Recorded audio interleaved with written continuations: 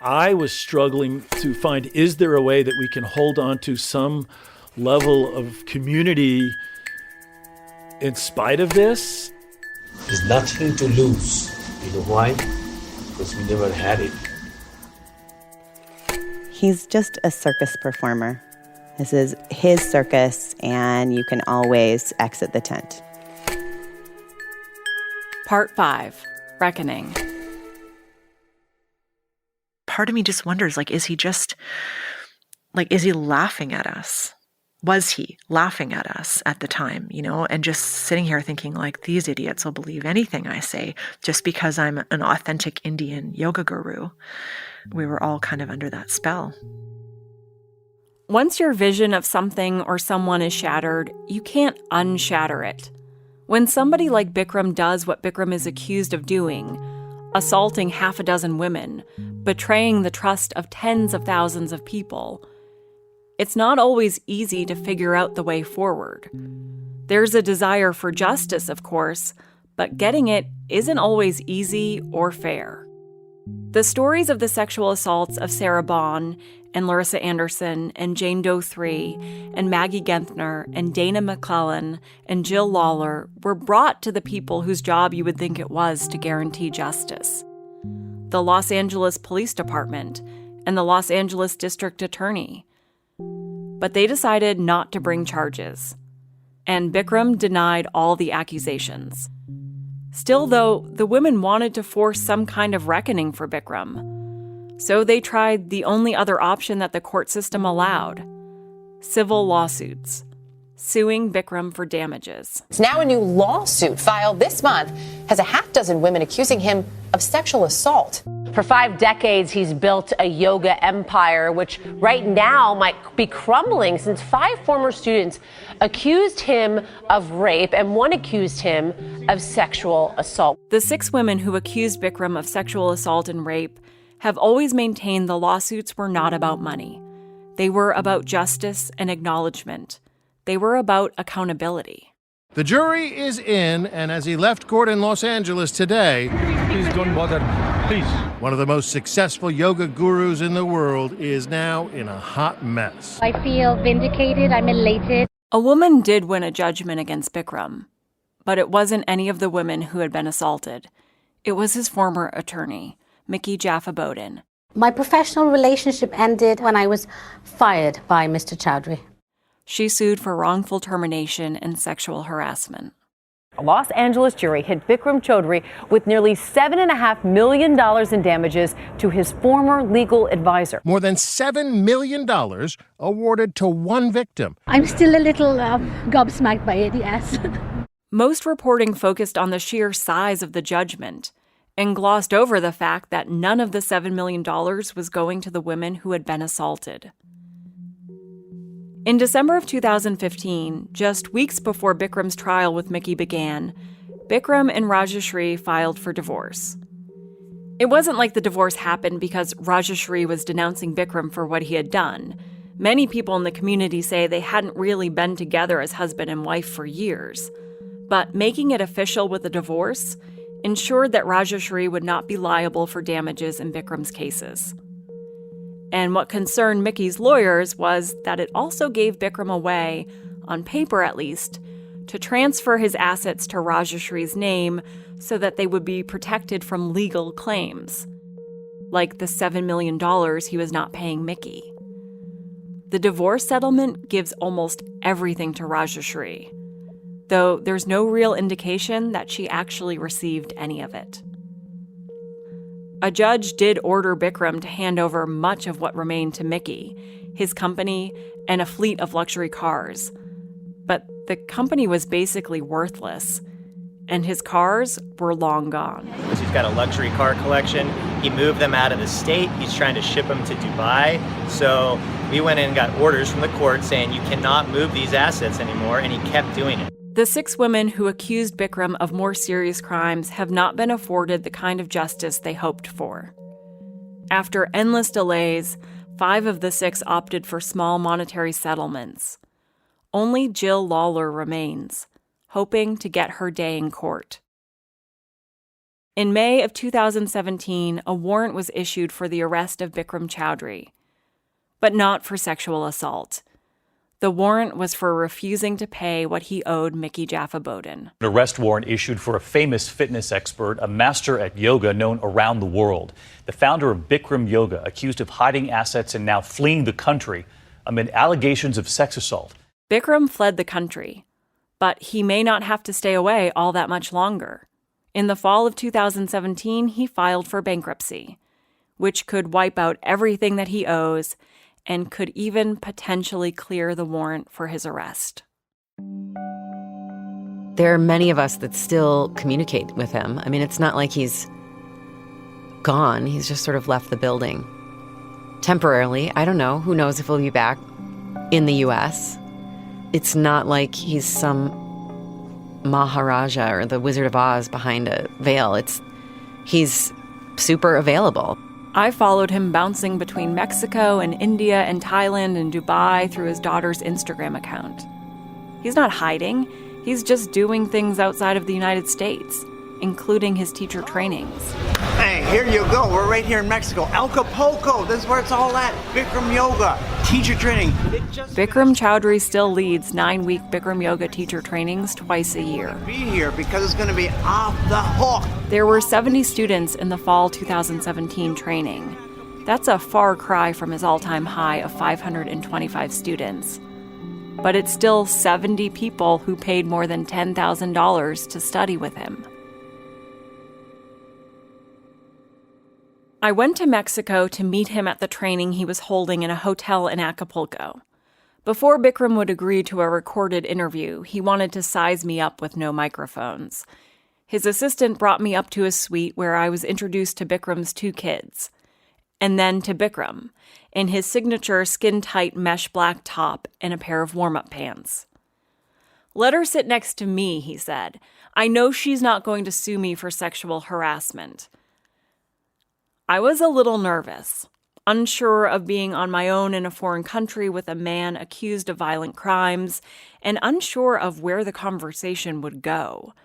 But Bikram immediately started talking and never stopped. He told me he was bigger than Michael Jackson in India, that he cured former Attorney General Janet Reno of her Parkinson's disease, that his appearance on 60 Minutes in 2005 was the highest-rated show in the history of television. I expected to be able to recognize the man that people say he once was, to catch a glimpse of his compassion, his genius. But I didn't. It was pure ego. We went down to the restaurant, where Bikram told me he never eats, even as he was shoving a creamy pasta dish from the buffet into his mouth. He pulled out his phone and showed me old photos of him in his prime, young Bikram in his black Speedo doing yoga, a t-shirt design his son did for Bikram Yoga, a photo of Britney Spears in a bikini. It was totally unclear why he even had it. At some point, the bragging shifted from an old man trying to relive his glory days of decades ago to the kind of bragging you use to show your power. He told me, I was India's first brand. He said journalists are responsible for cancer. He told me he was done with America. He talked about how stupid we are, how we fucked up, how he had sacrificed so much for us and we were too dumb to get it, and he was done with us now. By hour 3, Bikram's monologue had turned to his legal troubles. "I'm not a saint," he told me. "I have a girlfriend." He asked if I'd met Maggie Genthner and then said, "I never touched her. She smells."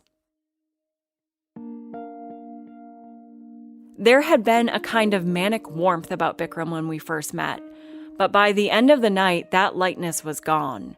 His stories now were about the women who had killed themselves because he wouldn't sleep with them, and the one who wasn't successful in her attempt and broke every bone in her body. His eyes were dark and vacant. I was in the presence of a person who felt completely gone. We parted ways so he could deliver his evening lecture, He bounded on stage in front of 70 students shouting, "I'm in a weird fucking mood tonight."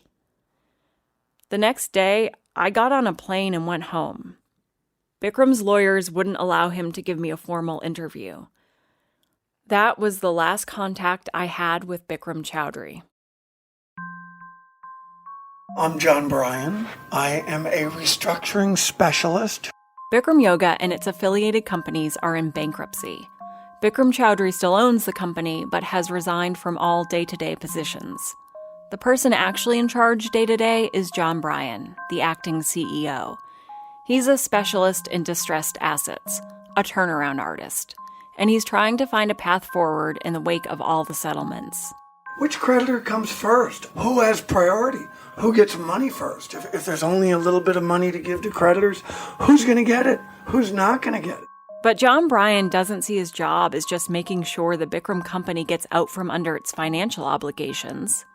He thinks he can relaunch the Bikram brand. You know, there were hamburgers before McDonald's, and there was chicken before Kentucky Fried Chicken, and there was yoga before Bikram Chowdhury.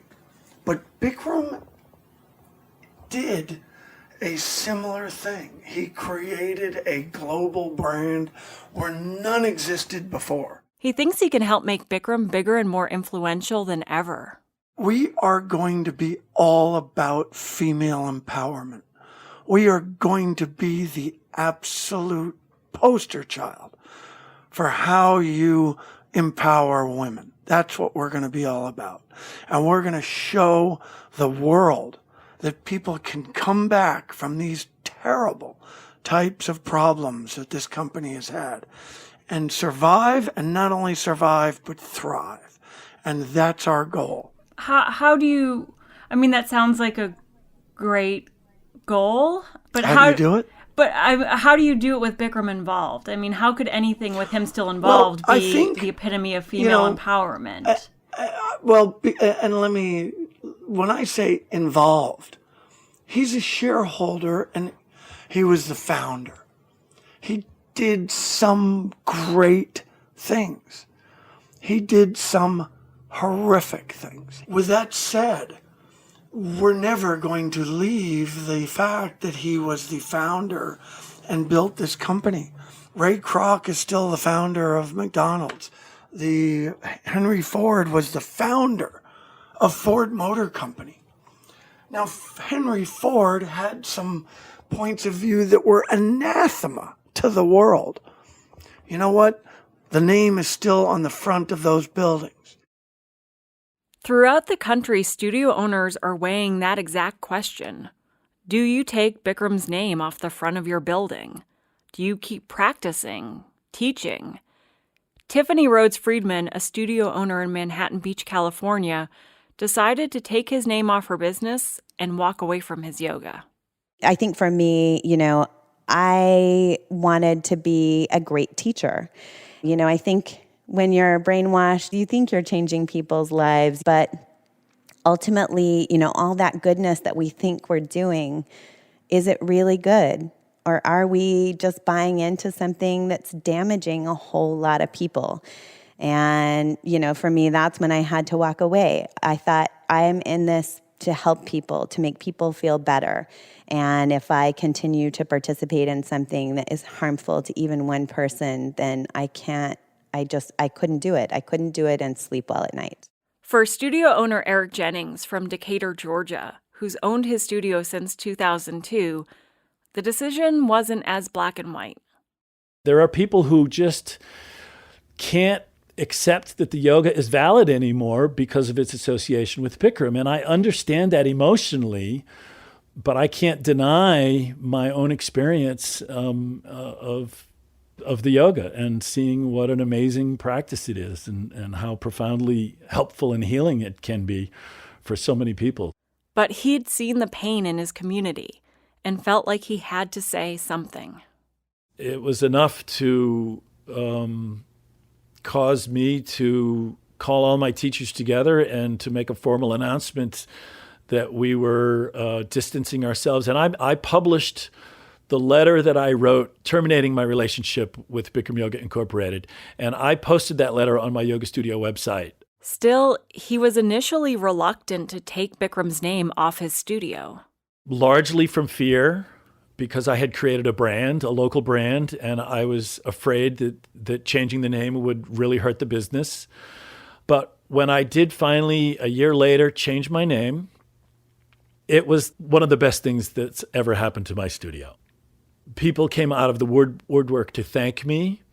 We had some students that we hadn't seen for a long time come back to practice at our studio again, who told us, we didn't want to tell you why we left, but we left because we thought you were financially contributing to Bikram Yoga, and so we didn't want to support that. Studio owner Val Sklar also struggled with the decision. And after more than 15 years of owning her studio, she broke with Bikram and changed her studio name. My choice is to disassociate and continue to teach this yoga that's brilliant, and to continue to practice this yoga that there's just nothing like it. And that's my passion, that's my belief. The choice is more complicated for studio owners than, say, should I boycott this movie because the director is accused of rape? Boycotting Bikram would be like boycotting their own businesses, their own community, their own identities. Even taking down the name Bikram is hard for some people to adjust to, like studio owner Martha Williams, because that word Bikram had come to stand for a lot more than just the man Bikram Chowdhury. You know, Bikram, the word Bikram means victory. It's something that has a larger meaning than just this guy's name. It is a big, giant system of yoga that many, many people do, and it is a very specific thing. Bikram is the name of the man, the name of the yoga he claims to have created, and the name of the entire community of people who came to benefit from and love this practice. You know, looking back, you could say, well, he was in a position of power and he abused his power. Well, I'm like, who gave him that power? I went to him to learn 26 postures. I did not go to him because I thought he was a guru. I don't know. I sometimes think, like, did I just think he was some sort of necessary evil? There's a phrase I heard so much doing this story. Separate the man from the yoga and just move on. That expression, separate the man from the yoga, it's been around a long time. And the advice to trust the process and only take from Bikram what was useful, to ignore the rest of what would come out of his mouth, no matter how terrible. When Janelle Leet told a senior teacher about the night in his hotel room and was told that it was her responsibility to never be alone with him again.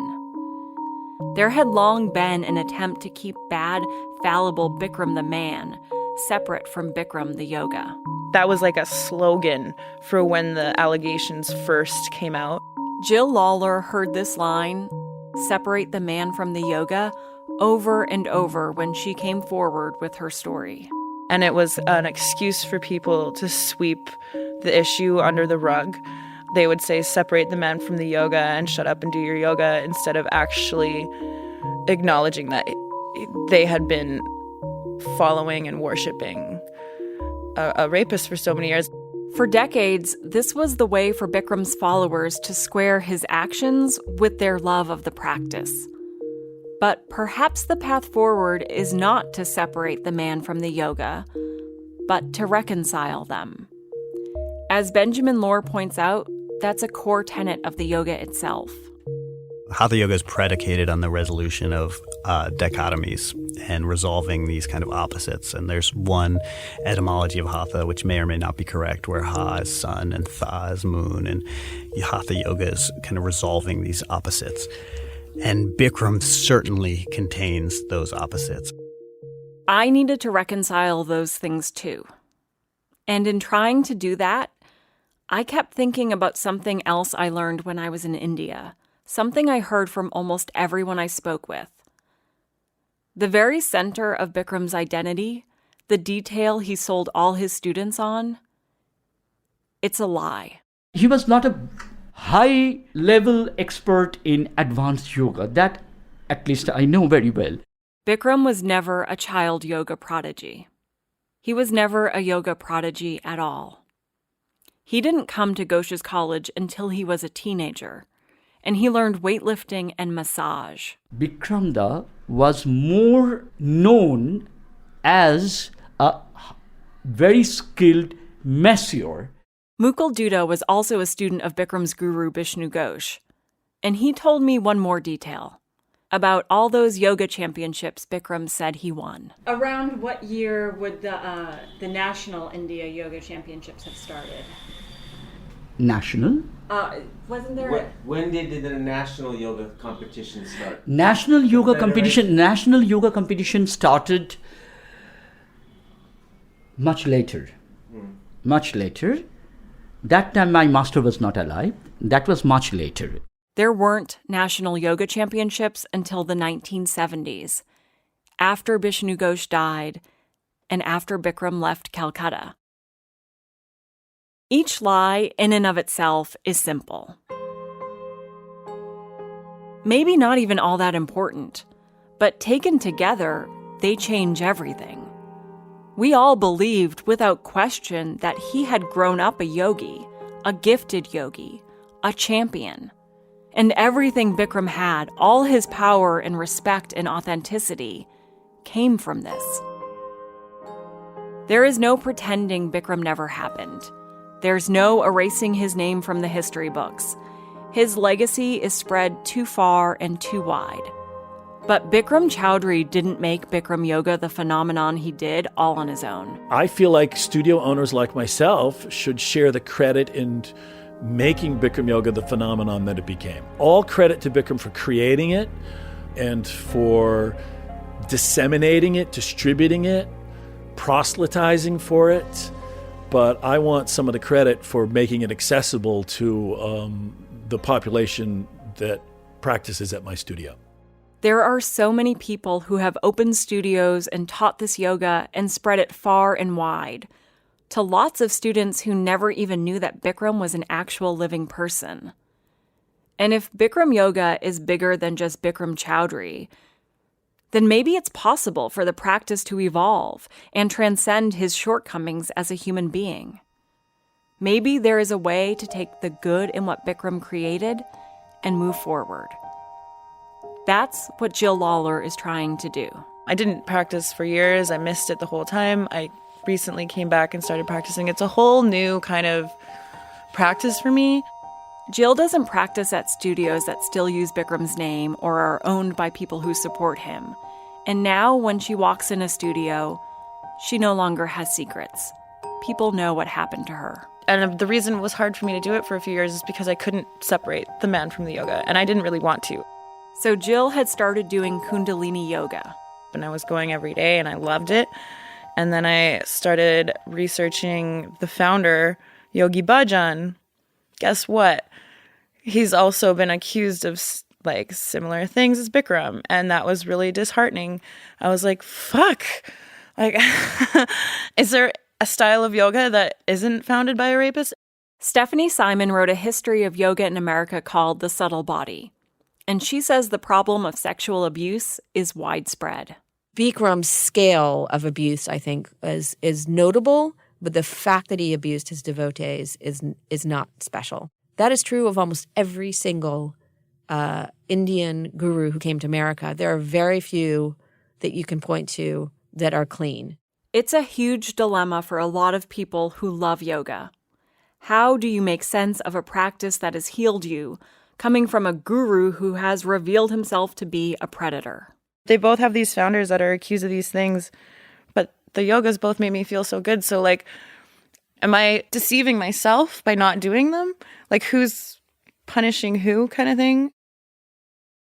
Right now, it feels a little like the Wild West.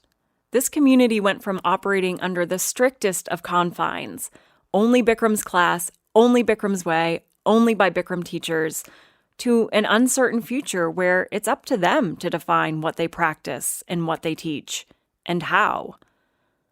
A vast majority of studios have dropped the word Bikram from their name. Almost every studio has broken Bikram's cardinal rule. There are 60-minute Bikram classes, hot Pilates, hot Vinyasa, hot you name it. New teacher trainings that don't involve Bikram Choudhury are popping up everywhere. For the first time, there is freedom to take from Bikram what they want and to leave what they don't. He had a profound impact on my life. And this is what people don't understand. He saved so many lives. This yoga saved so many lives. I mean, at 28, I was taking 3 drugs, 5 years away from a hip replacement, and back then they weren't as good as they are now. It's hard to explain that.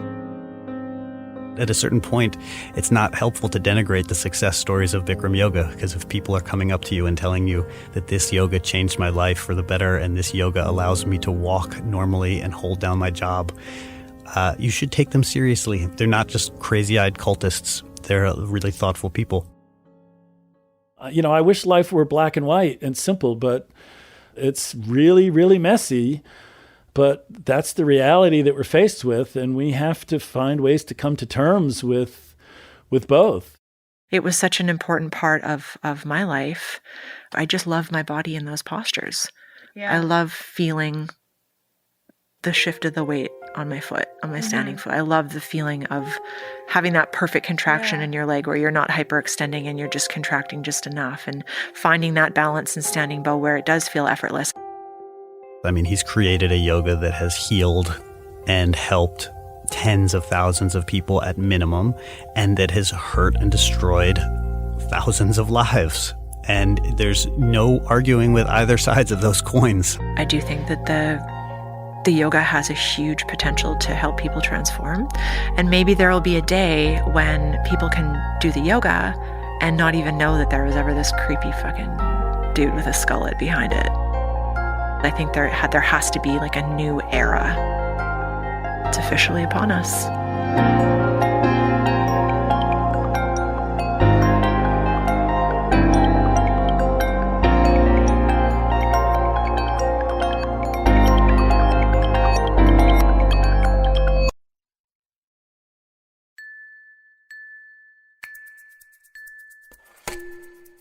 Thanks for listening to 30 for 30 Podcasts. This season was produced and reported by Julia Lowrie Henderson. My name is Jody Avirgan. I'm the host and senior producer of the show and served as lead editor for this season as well. Our series editor is Aaron Leiden. Deirdre Fenton was production manager for this series, and we had additional editing help from Keith Romer. Kate McAuliffe was production assistant for the series, and Vin DeAnton is our associate producer. Ryan Ross Smith provided mixing, sound design, and original music for the entire season. We love the music he wrote for this series. You can find a link to more of it and more of Ryan's work at our website, 30for30podcast.com/Bikram. Also on the website, you can see and read more about Bikram Yoga, see some photos, learn about some upcoming live events, and watch a video of Julia discussing reporting this story, which took almost a year and a half. Once again, that's 30for30podcast.com/Bikram. The rest of the 30 for 30 podcast team includes producers Ryan Nantel and Andrew Mambo. For ESPN Films, our executive producers are Connor Schell and Libby Geist. Our development team is Adam Newhouse and Jenna Anthony. The rest of our team includes Jennifer Thorpe, Kath Sankey, Louise Argianis, Maria Delgado, Tom Picard, Paul Williard, Eve Wolf, and Alex Bowen. The ESPN audio team includes Trog Keller, Tom Ricks, Megan Judge, Pete Giannassini, Ryan Granner, Devin McGowan, and Elizabeth Fearman. Special thanks to Kate LaRue, Kate Elasgui, Justin McGraw, and Tony Chow. We got editorial help from Barbara Rabb and Lisa Pollack, production help from Krista Ripple. Archival research from Leah Harari, Jason Healig, and Chi Young Park. Legal research from Haley Fox, fact-checking from Roger Jackson, and a big thank you to ESPN's Carrie Potts. Special thanks to Mike Mail, Tony and Sandy Sanchez, Keir DeLay and Mia Dillion, Ann Callion, Chitraleka Shalom, Pedro Vargas, Rebecca Greenfield, Jason Kuntz, Alex Cuervo, and a big shout out to Dana Duke and Big Twig Studio. Thanks to Kathakali Jana, our fixer in Calcutta, and a very special thank you to Jerome Armstrong and Ida Joe, who made the India trip possible. Jerome Armstrong's book, Calcutta Yoga, is out now. Our theme music was composed by Rishikesh Hirway of Song Exploder. Thanks again for listening. We'll be back soon with more 30 for 30.